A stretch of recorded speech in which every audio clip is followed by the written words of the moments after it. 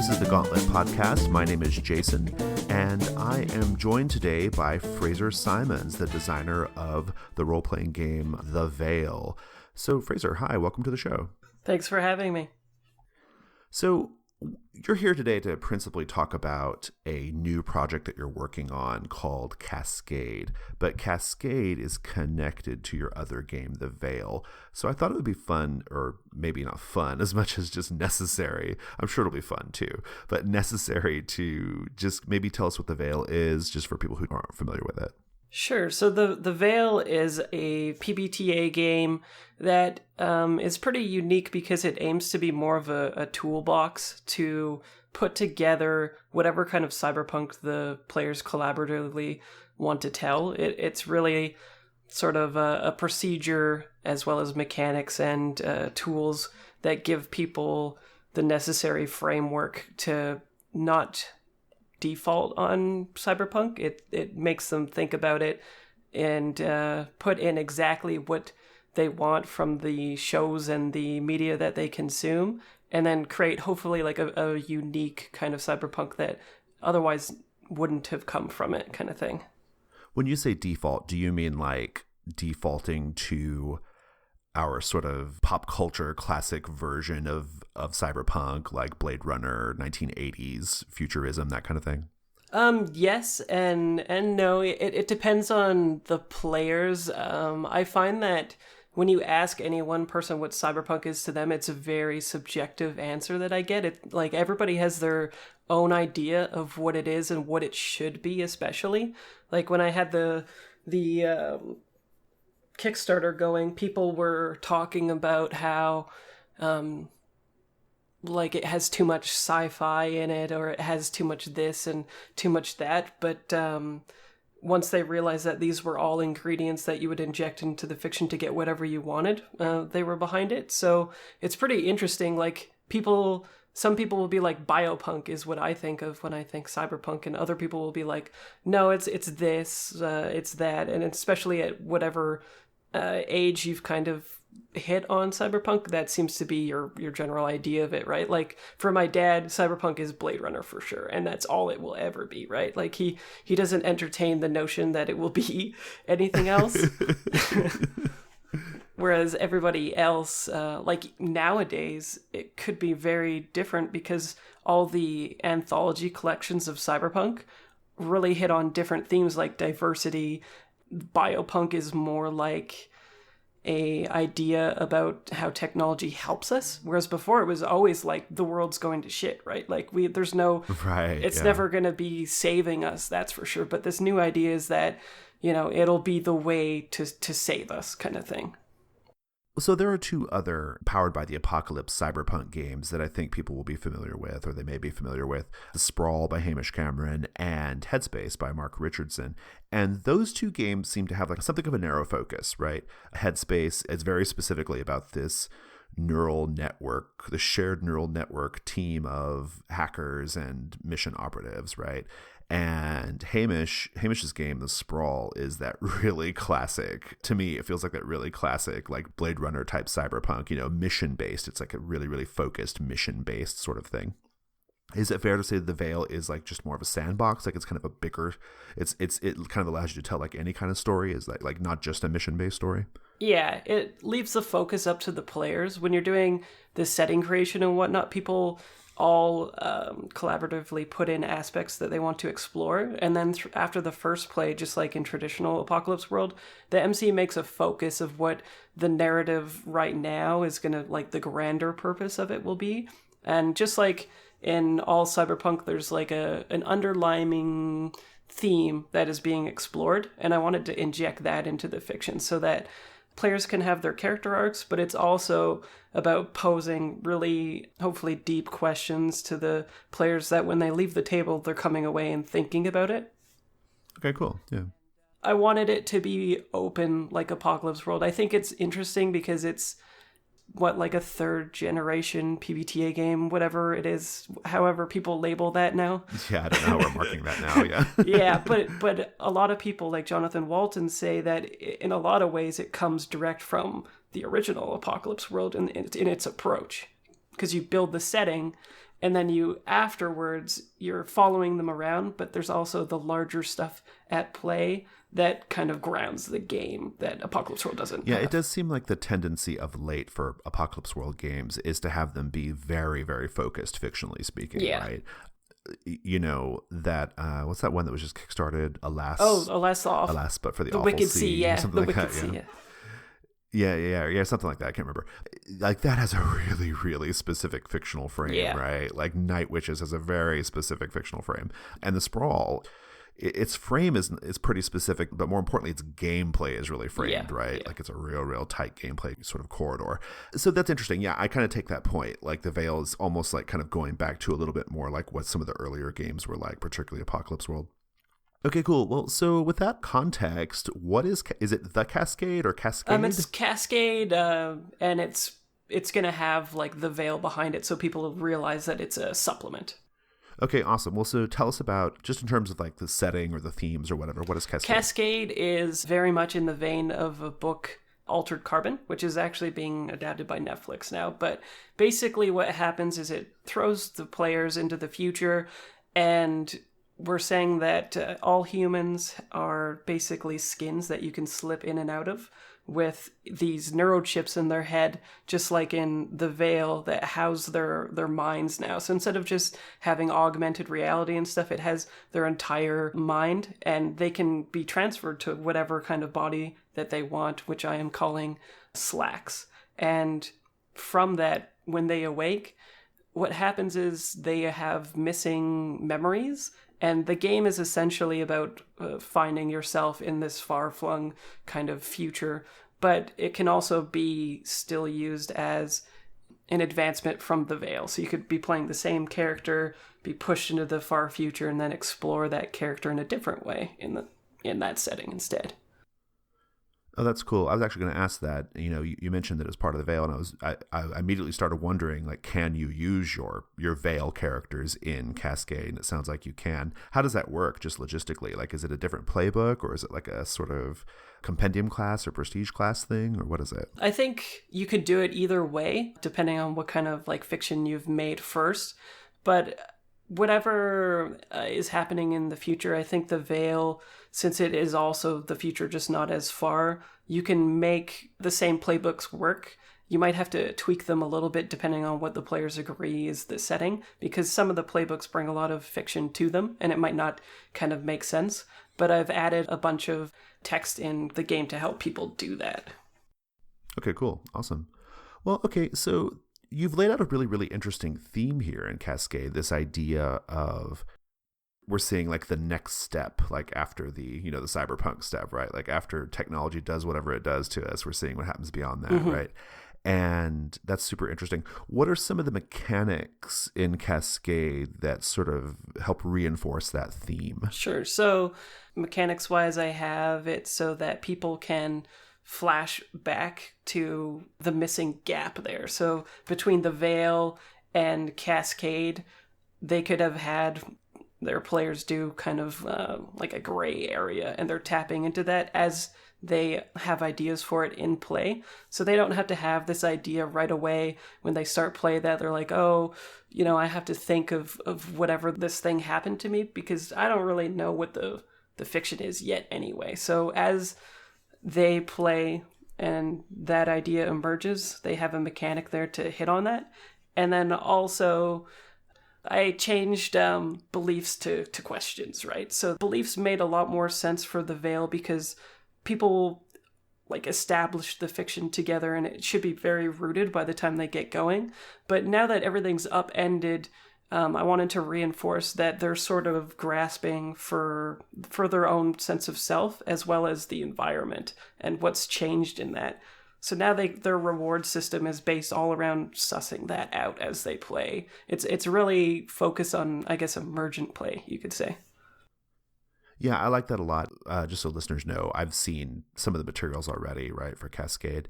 And that was the part of it that really appealed to me. I really love, I feel like we've had this conversation before, actually, you and I, Fraser. I think on Discern Realities, we had a very similar, we're about to have a conversation very similar to one we had on DR, but I love this emergent mystery. I love emergent play. I love to be surprised by characters, backstories, and by other mysterious things in the world. I like for that stuff to just surprise everyone at the table, including the MC, right? And I thought that was a really great touch. Those idea of like questions that we have to answer, not just about ourselves as characters, but also about the setting. I think that's pretty cool. Mm-hmm, yeah, and I really like the idea of taking the cognitive load off of the player, because that's for beliefs, it works out being really great, but as a cognitive load, it's something that they're always aware of and the MC needs to be aware of to hit on all the time.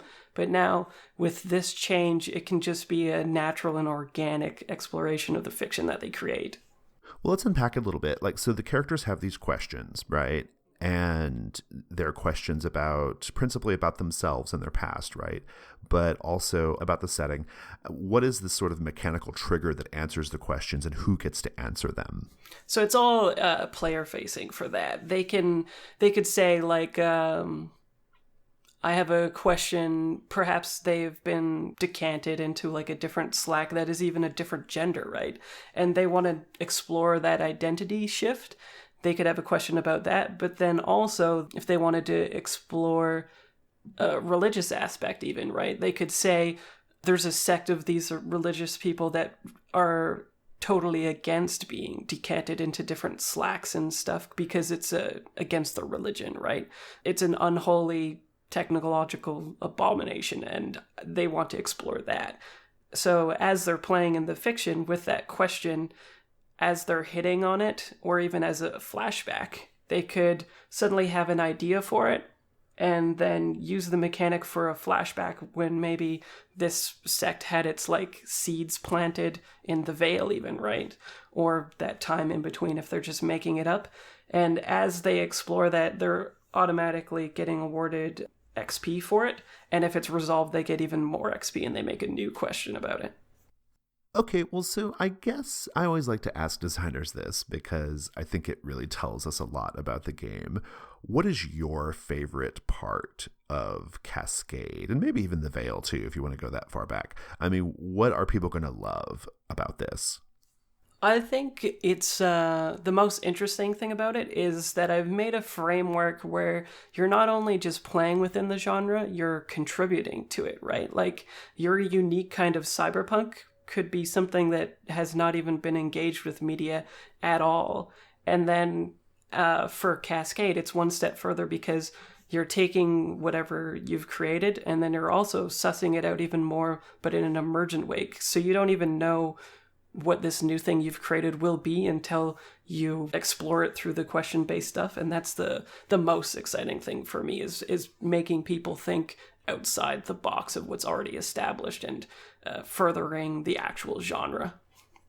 Well, so that's actually a great segue. Let's talk about cyberpunk a little bit. I mean, that word cyberpunk, like that's really, it's both like really loaded in a way, but also like really, really vague and meaningless at this point in some ways, or loaded with meaning. I don't know. It's everything. For sure. I think it means, obviously we've already touched on it. It means different things to different people, right? What does cyberpunk mean to you? Like, how do you define cyberpunk? For me, it's about the larger questions, as you can tell with the game that I made, but it's about posing really meaningful, deep questions, but have a veneer of something else over it that is also interesting. So instead of reading something like a genre exploration paper on it or something, you're getting these larger questions, but you also get action, you get a whole bunch of speculative fiction in it, you get to see like what the idea of what technology that just was released today, what a radicalized version of it could be, and also what that does to humanity and how it affects it. And it also is traditionally focusing on kind of like an underdog thing, where it's not just like focused on just anybody, but people that are against or fighting against the system. So it makes it very appealing to like an everyman perspective, I think.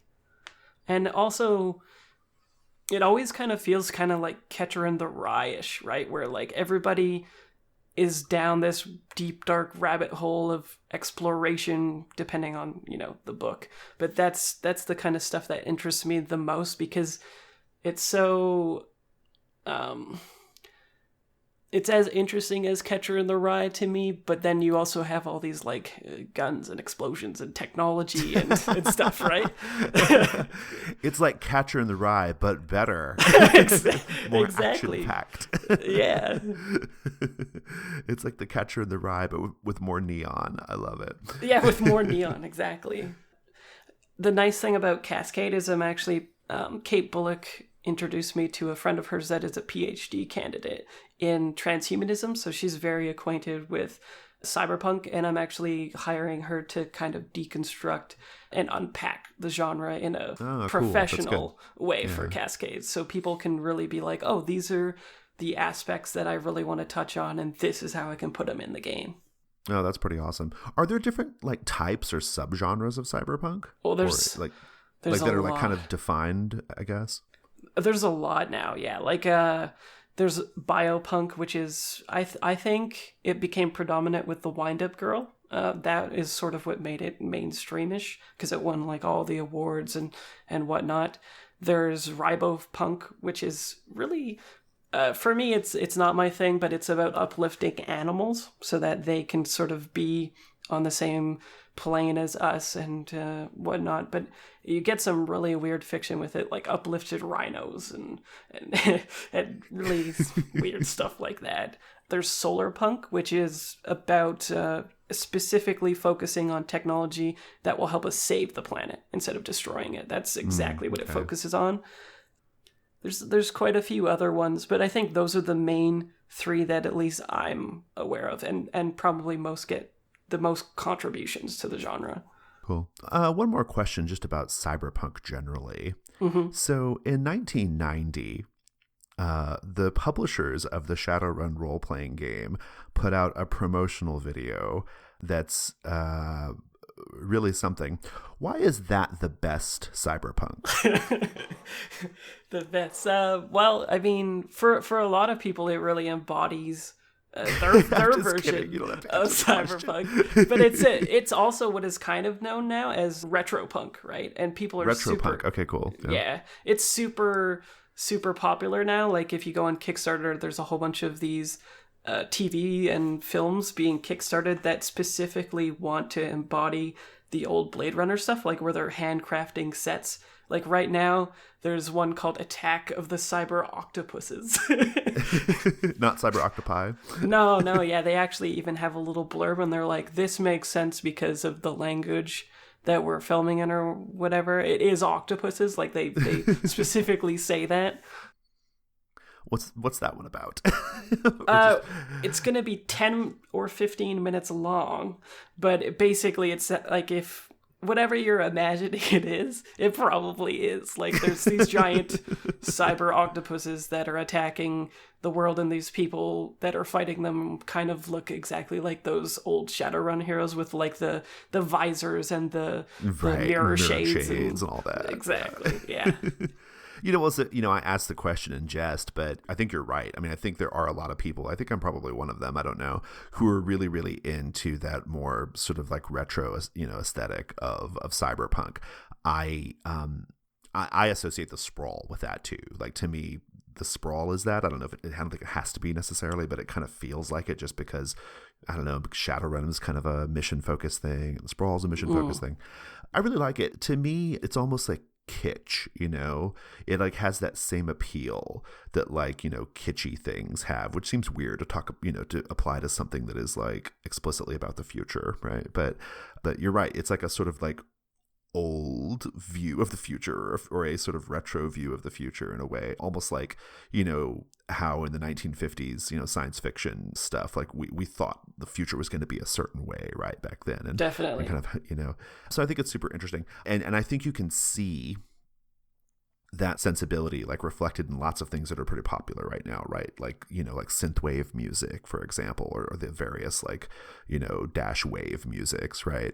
And I've seen a bunch of like little just little short films and things like that, right? It really plays that up. So Yeah, it's becoming really big because they say that everything that people really love becomes popular again 30 years later because those people that were kids when they enjoyed it now have money and they can get those things back. That's when the market kind of booms.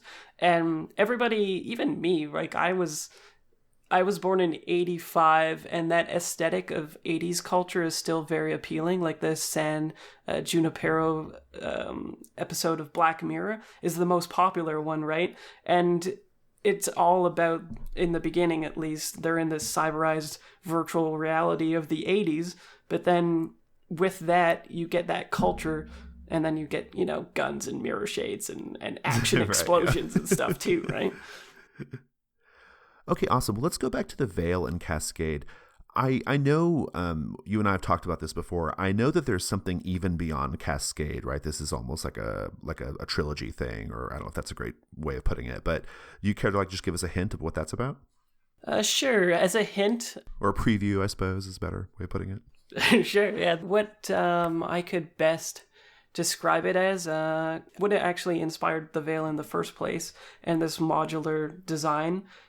With the second part being Cascade, is I wanted an RPG where I could play a specifically cyberpunk Cloud Atlas story so that I could make an overall narrative, and it didn't have to necessarily be the same character in every single part, but I wanted it interwoven into one narrative about a larger, grander thing happening. Awesome. Well, so what's the future for Cascade? Like in terms of your short-term or long-term plans for it? How do you plan on distributing it? What's your marketing going to be like for it? I'm pretty excited. It's going to be a Kickstarter, I think, in May if we can get all the necessary artwork done from Ali, who did the same artwork for The Veil, which he's great, I think.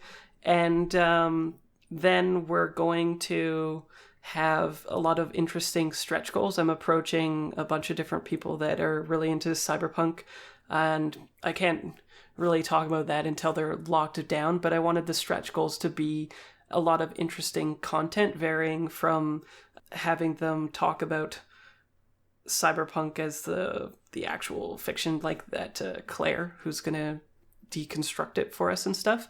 But I also have a setting sort of built in optional, and then I want to have a whole bunch of people contributing more of those, so that if people are doing one shots, or if if building the setting is just not their thing, they can just go through these ones and pick it. Right. Yeah. Exactly, yeah. And then turn that into a long-term campaign if they choose, or just run it at a con, whatever. I'm very focused on bringing a lot of value to the supplement.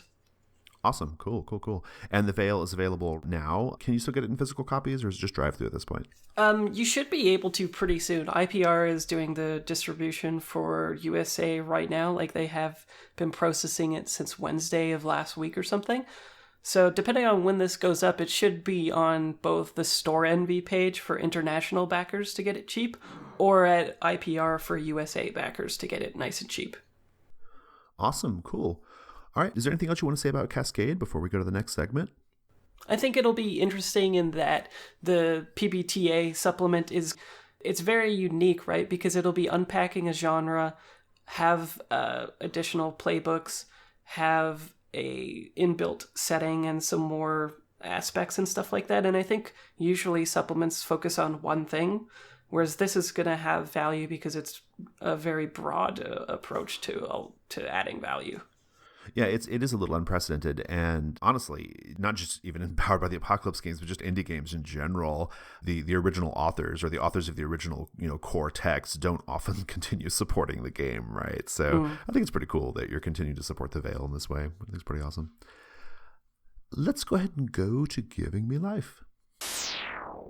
This episode of the Gauntlet Podcast is being sponsored by our friends at Nocturnal Media.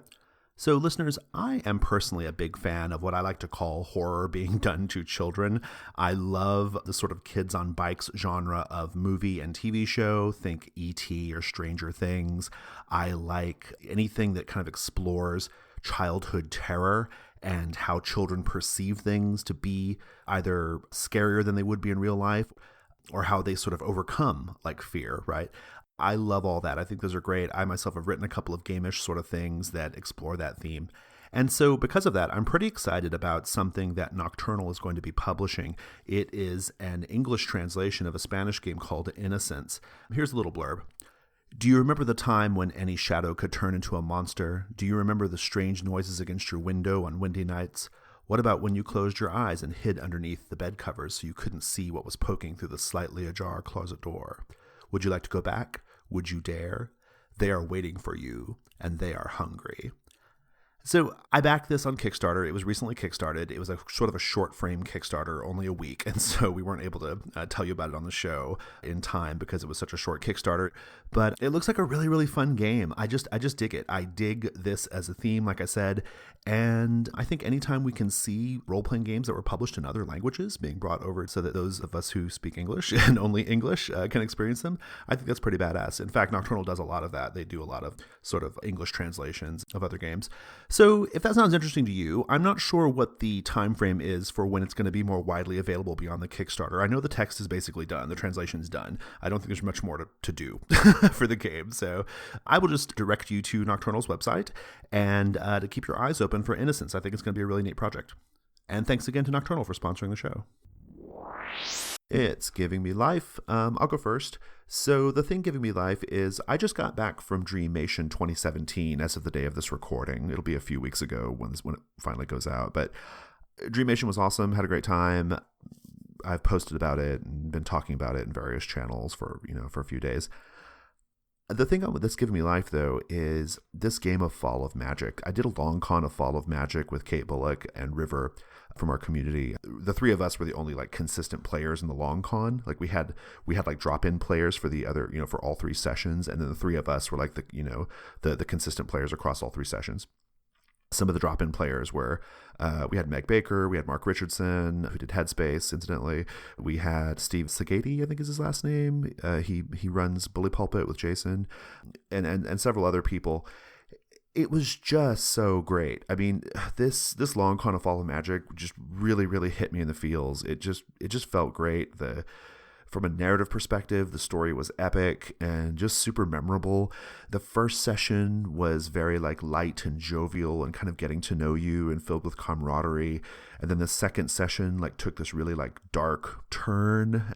And then the third session was just kind of reflective and sad.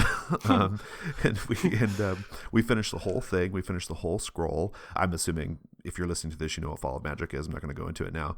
But we finished the whole thing. It was really, really great. My favorite moment or series of moments was in the second session. Well, actually, I can't say it's my favorite because I had so many favorite moments in all three sessions. But what I'm going to talk about is in the second session, at a certain point, the characters, our little journey went underground. Okay, there's a whole series of underground locations, and at that point, all of the characters stopped talking to each other in character. Every scene was just dark and quiet. And that's it. And a little just a little dark and quiet and grim and scary.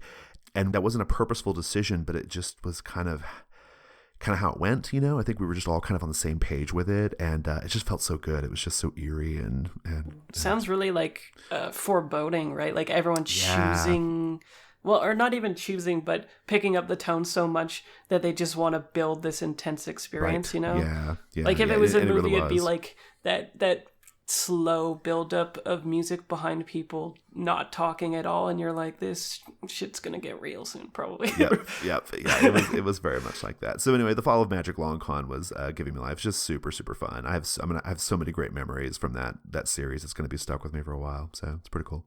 Fraser, what's giving you life? For me, I've been doing this consuming Cyberpunk thing on my G+ feed, where I wanted to just really get into the genre so that number one, when people talk to me about it, I kind of know what I'm talking about, and number two, it's just a genre that I really wanted to explore a little bit more. And initially my posts were just I kind of I watched Dollhouse and it was pretty good or whatever, right? But now I'm kind of expanding it into doing full-length reviews, and it's really been an interesting change because I think my writing is getting a lot better just from writing more frequently. But also my analysis and critiques of things have changed quite a bit just with the diversity in the writing that I've been consuming. I read an anthology called Cyberworld Tales of Humanity's Future, and it was specifically curated for diversity. And the kind of fiction that resulted from it was sort of life-affirming and changing for me. Like the kind of things that were being explored and made relevant through cyberpunk from these young authors, insanely good. Like there was exploration of someone's religion, there was embodying like an entire city as a person, and so much more. And I just finished The Wind-Up Girl, and it sort of blew my mind. So putting my thoughts down on them, it's really benefiting me for my play of the Veil, because I can sort of cherry pick what I really like from it and inject it into the fiction, and it's going to be on my feed forever, so I can go back and reread them and be like, oh, it would be really cool to have this from The Wind-Up Girl and this from that into it. And like, I didn't really know if people were even reading it or not, but then just the other day 3 people put in the feed that they were like thank you for doing these reviews, and I was like, awesome. It's awesome. A little, it was touching. So yeah. That's sweet. It's on that's on G Plus, or? Yeah, it's just on my G Plus feed. I have a specific collection for it, so people can just follow that or follow me, my whole feed kind of thing. Awesome. Well, that's our show. Fraser, thanks so much for coming on the Gauntlet podcast. Thank you. Where can we find you on social media? Everywhere. I am Fraser Simons. I wasn't fancy enough to get a cool screen name on everywhere, so Twitter, G+, Facebook, it's just my name. But that's good though, right? I mean, yeah. Like, a lot of people couldn't get their name. Awesome. Is there anything you want to plug, like here at the end, anything that we didn't talk about during the show? No, I don't think so. Just if you think cyberpunk is your thing, check out The Veil and anticipate Cascade. Awesome. Cool. Well, listeners, that's our show. If you want to get in touch with us, I recommend going to our website, gauntlet-rpg.com. We're on Twitter at GauntletRPG. We have a fabulous Google Plus community on G+. Just search for the Gauntlet in the community section of G+. If you would like to support the show, we are on Patreon. Support it, monetarily. We're on Patreon at patreon.com/gauntlet. Right now, when this goes up, we presently have, for our $4 and higher backers, Codex Yellow, which is our new issue of our zine Codex. It focuses on the Carcosa setting. It has some stuff from Fraser in it, just incidentally, and lots of Dungeon World stuff. It's got a micro game by Wendy Gorman, which is pretty amazing in that it is about vegan sorcerers. They're dark Carcosan sorcerers who want to find vegan-friendly ritual alternatives. So the whole issue is just a fun, like, kind of, it's both a serious and fun kind of, wink and nod at Carcosa as a setting. So go check that out if it sounds good. Thanks again, Fraser. Thank you. And thanks, listeners. That's our show.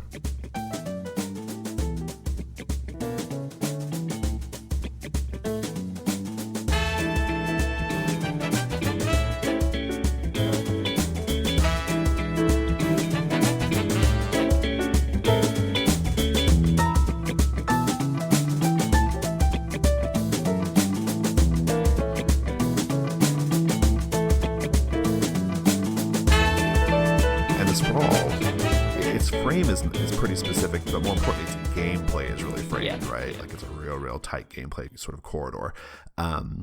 Notice I didn't say rails, I said corridor. I think that's different. You could move around in a corridor, but you're still going through the corridor.